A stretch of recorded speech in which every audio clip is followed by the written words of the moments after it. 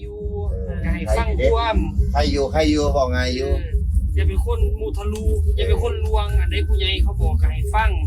ทุกคำที่ลุงโจมลุงบนลุงด่านี่คืออยากให้ได้ดีอย่าบ่อยากให้มันเป็นขี้เหม็นในคนอื่นเขาไปย่างเหยียบน้องคอปเตอร์หู้สึกผิดในสิ่งที่เลวร้ายในสิ่งที่กระทำไปได้ถือเอามาลัยแล้วมากราบขอขมาลุงใหญ่และบอสนุก่อนที่จะปิดฤดูกาลของวงเสียงวิหกในวันที่ผ่านมานี้กราบทักทายสบายดี FC ทุกท่าน FC ทุกคนมาพบมาพ่อกันอีกแล้วคลิปนี้เป็นเรื่องราวข้อมูลข่าวสารจากฝากฟังของศิลปินพระเอกเสียงเนอร์วาซันเดย์ทั้งบอสนกพงศกรตั้งให้เพิ่นเนาะก็คือตัวคอมเตอร์นั่นแหละทุกสิ่งทุกอย่างเนาะมันเกิดดราม่าก่อนที่จะปิดฤดูกาลของเสียงวิหกบ่กี่วันมันก็เฮ็ดให้เจอรถทัวร์เข้าไปถล่มทลายใส่ตัวน้องคอมเตอร์ต่างๆนานาความจริงแล้วเหตุการณ์มันเกิดขึ้นเพราะกลุ่มบ้านฮักบ้านเดียวบ้านฮักมันมีหลายบ้านเกิดการทะเลาะ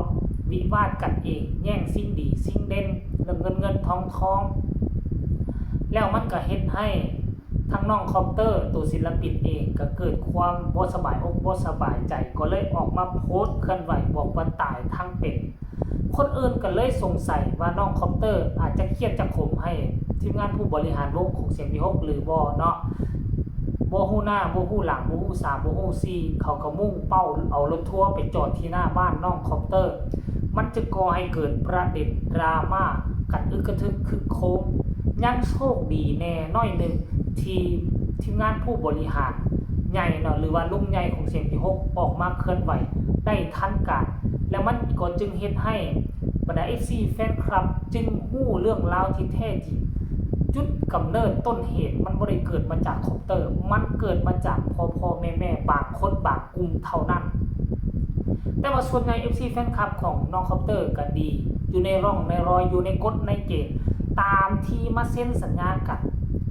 ขนาดว่าวงเสียงวิหกได้มาเซ็นสัญญาแล้วว่าห้ามเจ้าเฮ็ดนี่กันไว้บ่ให้มันเจอดราม่าดังที่2วงที่น้องคอมเตอร์เคยอยู่แต่มันก็บ่วายเว้นมันก็ยังมีประเด็นดราม่าจนเฮ็ดให้ลุงใหญ่ออกมาอัดคลิปบอกว่าจะทิ่มจะปาถ้าหากว่ามันวุ่นวายแนวนี้จนเฮ็ดให้ดราม่าเกิดขึ้น 2-3 มื้อติดกันและลุงใหญ่ก็ออกมาเฮ็ดคลิป2เทื่อ3เทื่อมันจึงก่อให้เกิดน้องความในใจของน้องคอมเตอร์ได้ฮู้และตระหนักถึงว่าปัญหานี้มันเกิดขึ้นมาแล้วเพราะเฮาเองเฮาบ่สามารถควบคุมฐาน FC แฟนคลับของเฮาได้มันจึงก่อให้เกิดปัญหาและดราม่าตัวนี้ขึ้นคิดได้แล้วนั่นคอมเตอร์จึงถือเอามาลัยมากราบมาไหว้ขอโทษขอโพยขอโอกาสนำลุงใหญ่ก็บ่ได้เป็นคนใจจืดใจดำเป็นคนที่พร้อมให้โอกาสรุ่นลูกรุ่นหลานอยู่แล้วก็เลยเห็นคลิปภาพบรรยากาศที่ลุงใหญ่ให้โอวาทและสั่งสอนน้องคอมเตอร์อีกครั้งหนึ่งเป็นครั้งที่2ห้องจากมือที่คอมเตอร์เข้ามากราบมือแรกไปฟังคลิปนี้แล้วจึงมาพ้อกันในช่วงต่อไปกันแล้วกันอย่าเป็นคนยังนัดไงอยู่ก็ให้ฟังความใครอยู่บอกไงอยู่อย่าเป็นคนมุทะลุอย่าเป็นคนลวงอันใดผู้ใหญ่เขาบอกก็ให้ฟังทุกคำที่ลุงโจมลุงบนลุงด่านี่คืออยากให้ได้ดีอย่าบ่อยากให้มันเป็นขี้เหม็นในคนอื่นเขาไปย่างเหยียบให้มันเป็นก้อนทองคำให้คนอื่นเขาได้ส้มเซ้ยให้มันเป็นเพชรให้มันเป็นพลอยเป็นยกเป็นแก้วมานี่ให้อื่นเขาได้เห็นคุณค่าในตัวเจ้าของน่ะมีดีอยู่แล้วแต่งัดเจ้าของออกมาให้มันได้บ่แม่นสิว่าเฮ็ดเพราะเขารอแค่แลเวทีนี้มันเป็นเวทีชีวิตของจริงมันบ่แม่นเวทีของเล่นบ่แม่นเล่นแค่หน่อยเด้นี่ให้ฮักแพงเจ้าของนำทุกอย่างที่ลุงปูออดยานุพอนุบอกสอนให้ฟังบ่มีผู้ใดเขาเขียนเขาคงเขาสร้างหนูดอกทุกคนอยากให้หนูได้ดีกว่าทุกคนนะใช่ให้คิดเอาให้แพงเอาได้ลูกเด้อใครอยู่ในสมัยร้องเพลงกับเก่งขึ้นเห็นระบอกทุกคนลุงใหญ่ใจสปอร์ตลุงใหญ่เป็นคนใจกว้างและรวมทั้งทีมงานผู้บริหารของเสียงวิหกนกพงศกรก็เป็นคนใจใหญ่เป็นคนใจสปอร์ตเช่นเดียวกัน ให้โอกาสคนแต่ว่าบ่แม่นให้โอกาสตลอดและเจ้าจะเฮ็ดซ้ำๆกันครั้งที่1ที่ลุงใหญ่ให้โอกาสกับวันแรกที่น้องคอปเตอร์มารับเชิญแล้วก็ได้ถือมาลัยมากราบลุงใหญ่แล้วครั้งนี้เป็นครั้งที่2มากราบเพื่อขอโทษขอโพยเพื่อขออโหสิกรรมในสิ่งที่ FC ของตนเองกระทำไปและในสิ่งที่ตนเองโพสต์ลงไปอันนี้เป็นครั้งที่2มันจะมีครั้งที่3หรือบ่ให้พวกเขาต้องมาติดตามกันเบิ่งแต่ถ้าคันมีครั้งที่3เจบ่ลาวคิดว่ามันอาจจะบ่มีครั้งที่4โอกาสจะบ่มีครั้งที่4แม่นอยู่ว่าคอปเตอร์อายุซ้ำนี้ความผิดทุกสิ่งทุกอย่างมันเกิดมาจาก FC แฟนคลับแต่ปัจจุบันนี้บ้านฮักหลังดังกล่าวนั้นประกาศปิดตัวลงแต่เจบ่ลาวบ่ฟันธงเด้อว่าบ้านฮักนั้นมันเกี่ยวข้องกับเรื่องนี้บ่แต่ว่ามันก็มีความเป็นไปได้เพราะลุงใหญ่ออกมาประกาศแล้วว่าเป็นเพราะพ่อแม่ FC บ้านฮักทะเลาะกันแล้วมาโยน